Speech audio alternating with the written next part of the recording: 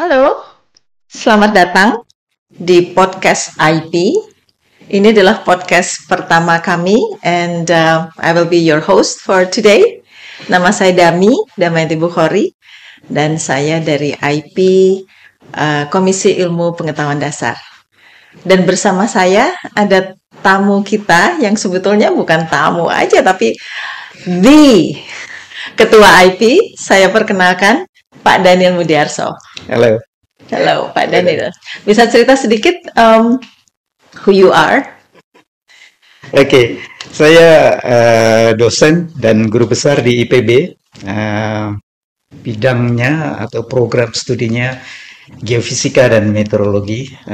Saya anggota ilmu pengetahuan dasar juga. Dan sejak tahun lalu oleh teman-teman percaya menjadi ketua IP untuk 5 tahun ke depan. Oke, terima kasih sekali dan welcome to our first podcast.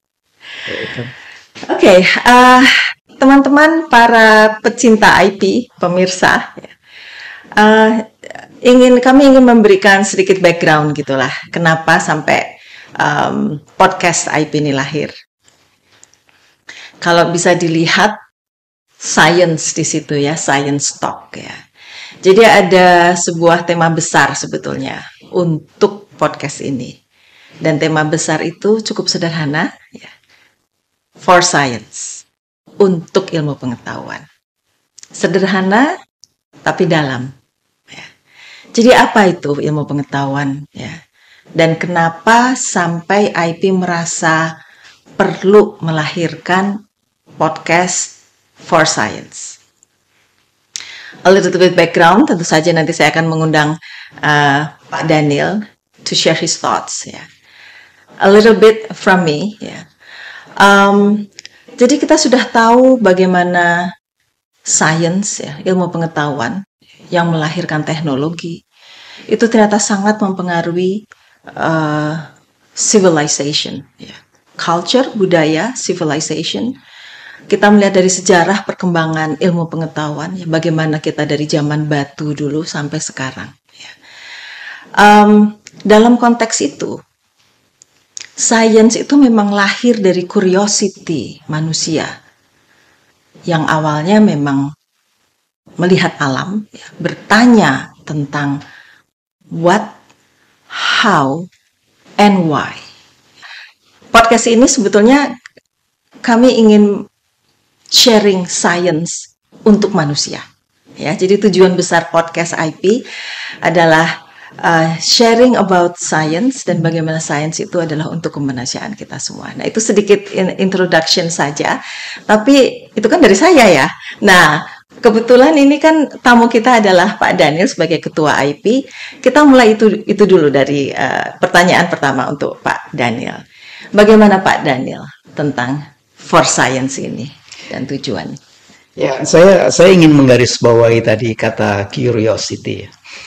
Nah, tanpa curiosity agak sulit bagi kita untuk memikirkan ke depan. Karena sains itu tumbuh karena berpikir selangkah atau beberapa langkah ke depan. Nah, dengan curiosity itu kita mau nurture, ya menelisik ya, membuat detail tentang kebenaran itu. Jadi berangkat dari situ para ilmuwan di dunia itu membentuk akademi, dan kita juga ingin mengumpulkan orang-orang yang curious ini untuk berada di dalam satu wadah, dan wadah itu disebut Akademi Ilmu Pengetahuan Indonesia IP, yang dibentuk tahun 1990 melalui sebuah undang-undang nomor 8 kalau tidak salah. Jadi status legalnya luar biasa ya untuk sebuah lembaga non-government dibentuk melalui sebuah undang-undang. Jadi kita bersyukur, berterima kasih kepada pendahulu-pendahulu kita yang memikirkan hal itu berdasarkan pemikiran yang cukup dalam dan panjang, ya, sehingga para birokrat pada waktu itu, termasuk Pak Habibie, Pak Fuad Hasan, memikirkan itu sebagai wadah. Nah, terbentuklah undang-undang itu dan IP didirikan 34 tahun yang lalu. Jadi itu sejarah. Tetapi dengan berjalannya waktu ada salah pemahaman tentang IP ini ya, karena namanya akademi. Akademi, betul. Iya, jadi sering dianggap sebagai lembaga pendidikan kayak program D3 gitu barangkali. Jadi siapa direkturnya Akademi IP gitu ya.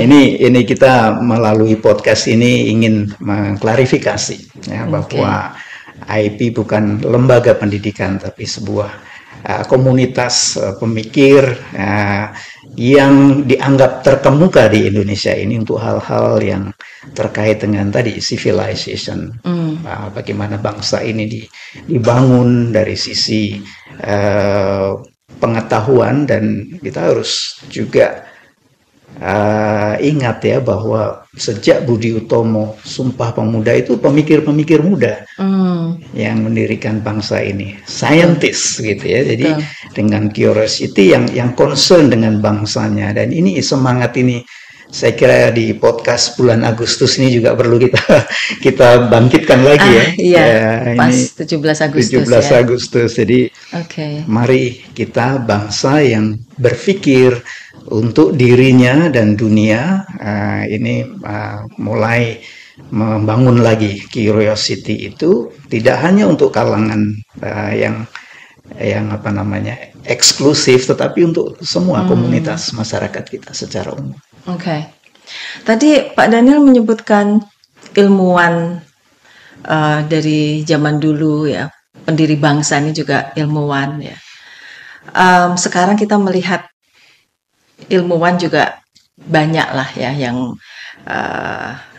menduduki tempat-tempat penting di pemerintahan maupun membawa hasil-hasil riset yang luar biasa. Tapi kalau mau kita tanyakan, jadi sebetulnya yang dimaksud dengan ilmuwan terkemuka itu apa, Pak? Terkemuka, jadi ya istilah itu mungkin lebih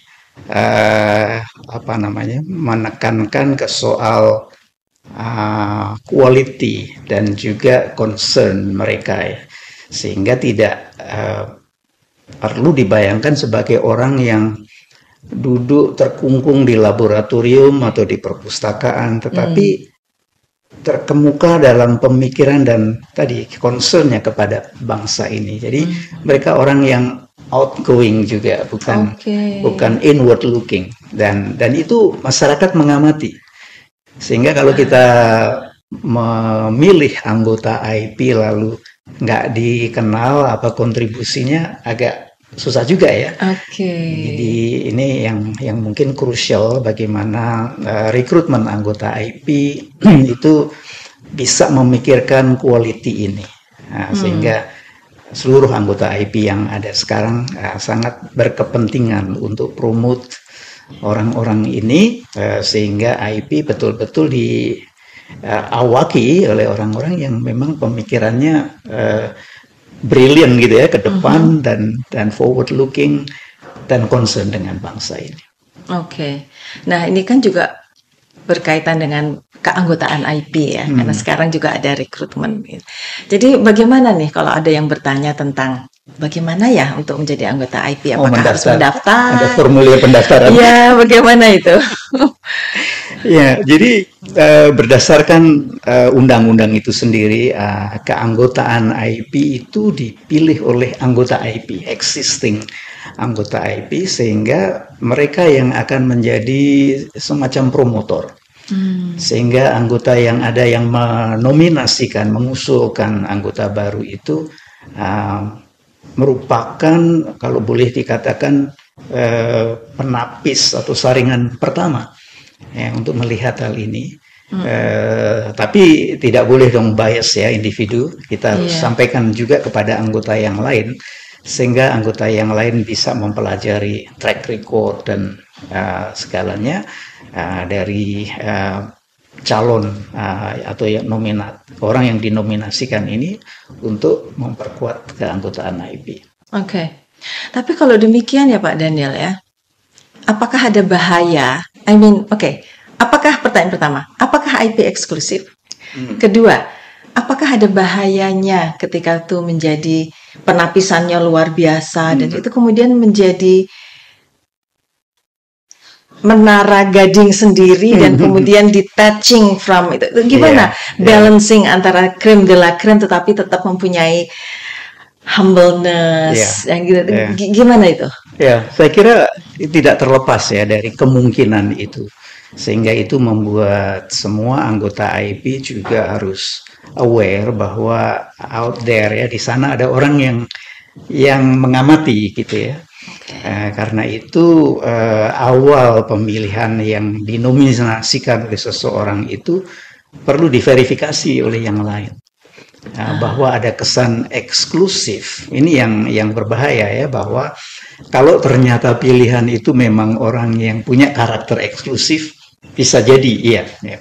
Tetapi dari pengamatan awal dan identifikasi awal itu, eksklusivitas ini harus kita perhatikan baik-baik, sehingga niat IP untuk menjadi bagian dari masyarakat seperti yang diamanatkan oleh undang-undang kontribusi untuk masyarakat berbasis sains ini tercapai dengan melalui proses awal sejak merekrut anggotanya. Oke. Keren. Keren banget. Karena itu memang kekhawatirannya, kita harus hati-hati ya Pak. Betul. Oke. Nah sekarang kegiatan IP apa saja nih Pak? Kalau ternyata bukan belajar mengajar. Bukan belajar mengajar ya.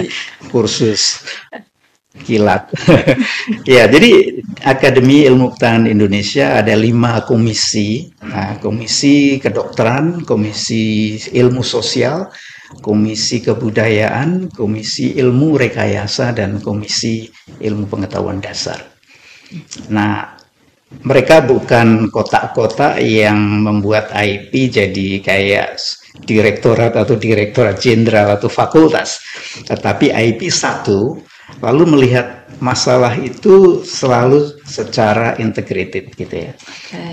Misalnya ini ya contohnya, komisi A propose sesuatu yang barangkali perlu dibicarakan dengan publik gitu ya. Pemilu misalnya. Kan di sana nggak hanya aspek politik, tidak hanya aspek ekonomi, tapi juga terkait dengan bagaimana kandidasi ini prosesnya dan orang-orang ini memahami soal-soal lingkungan, pendidikan, kesehatan, sehingga seluruh komisi di IP itu berkepentingan untuk enrich diskusi itu. Jadi promotor untuk event atau acara atau isu yang akan diangkat itu bisa dari salah satu komisi, tetapi kita ingin selalu lihat secara integrated. Oke. Dan selama ini integrated antar komisi itu juga sudah terjadi ya? Persis, ya. Ya. Bisa disampaikan kira-kira contoh isunya apa yang pernah dibawakan itu? Ya, tadi saya kebetulan picking up pemilu ya yang baru berlalu. Iya. Kita waktu itu hosting acara dengan para istilahnya itu tim pemenangan gitu ya, nasional untuk kandidat-kandidat itu. Jadi ya. Jadi dari sains ke politik ya? Politics ya. Dan kita concern karena ini kan event acara bangsa 5 tahun sekali untuk 5 tahun ke depan. Jadi betapa pentingnya acara itu untuk to miss gitu ya. Kenapa kita tidak contribute sesuatu. Jadi bukan kandidatnya yang kita undang ke sini, tapi para tim pemenangan itu, sehingga mereka merasa rileks karena kita tidak memihak siapapun atau apapun ya. Dan diskusi kita waktu itu memang diinisiat oleh komisi yang terkait dengan hal-hal politik gitu ya, ilmu sosial. Lalu dengan kehadiran mereka ya akhirnya publik mendapat kesempatan untuk bertanya soal-soal tadi. Kesehatan, pendidikan, lingkungan dan sebagainya. Ya, sampai ke hal yang detail sekalipun. Dan jadi IP provide platform ya, nggak hanya kita menyelenggarakan lalu kita pembicara kayak gini misalnya, tetapi juga memberi kesempatan masyarakat berpartisipasi. Nah, di situ letak inclusiveness-nya yang harus kita buktikan, tidak diomongin aja. Iya, keren banget. Jadi IP juga menyediakan tempat safe, tempat aman, ya, bagi netral, bagi itu. Oke, luar biasa, penting banget. Nah, dengan semua kegiatan itu kan perlu ada uang ya. Ini gimana nih untuk pendanaan kegiatan-kegiatan IP? Bisa di-share? Ya, boleh. Memang tidak mewah ya, tidak selalu ada budget itu selalu luxury untuk IP, tetapi ada saja ya kontribusi dari masyarakat, dari lembaga-lembaga, dan IP sendiri mendapat block grant dari pemerintah ya. Ini harus kita recognize juga ya, pemerintah selalu memberikan supportnya karena di dalam undang-undang itu disebutkan bahwa meskipun ini bukan lembaga pemerintah atau struktural, pemerintah concern dengan perkembangan dan pertumbuhan IP. Jadi itu kayak modal awal gitu ya, dan the rest kita harus berusaha untuk create atau generate fund untuk aktivitas-aktivitas itu. Oke, jadi harapannya semoga ada filantropis yang mendengarkan ini ya. Dan funding buat IP sangat penting ya. Hopefully para pemirsa yang mungkin juga punya koneksi kemana-mana, thinking about the need ya untuk mendanai pemikir-pemikir ini ya, karena ini adalah pemikir-pemikir yang utama di Indonesia yang kemudian mempunyai platform bagi semuanya dan tempat netral itu tadi. Semoga ya ada pesan nih jadinya. Nah, terlepas dari itu, mungkin kalau tadi sudah disampaikan ada pernah mengundang para tim pemenangan itu, kemudian ada kegiatan-kegiatan diskusi-diskusi lain yang juga sudah diselenggarakan di sini. Nah, hasil-hasil semua yang sudah dicapai oleh IP itu bagaimana bisa diakses oleh masyarakat, menyampaikan itu ke publik, itu bagaimana Pak Daniel?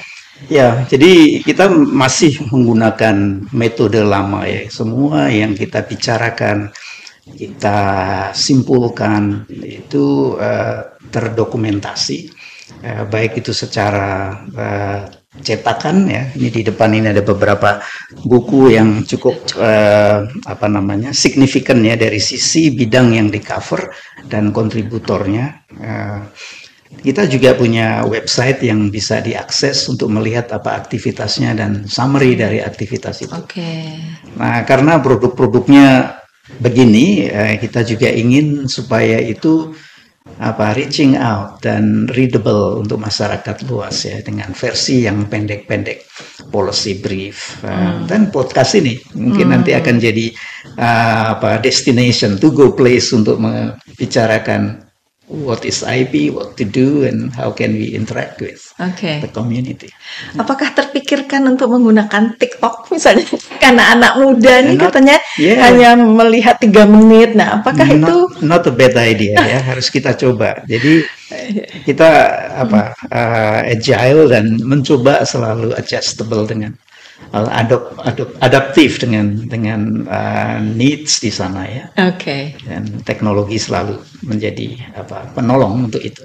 Iya, Iya, memang teknologi harus selalu kita embrace ya. Nah, mungkin masih ada sisa beberapa menit ya. Kalau kita kemudian bisa beralih, tadi Pak Daniel sudah menyampaikan pemerintahan yang baru begitu ya. Sebagai sebuah lembaga ya, Akademi Ilmu Pengetahuan Indonesia gitu. Apakah ada pemikiran-pemikiran dari IP mengenai pemerintah saat ini yang cukup signifikan yang mungkin ingin disampaikan dalam kesempatan ini? Ya, jadi outgoing government ini ya sudah mau disimpulkan, ditutup beberapa bulan ke depan.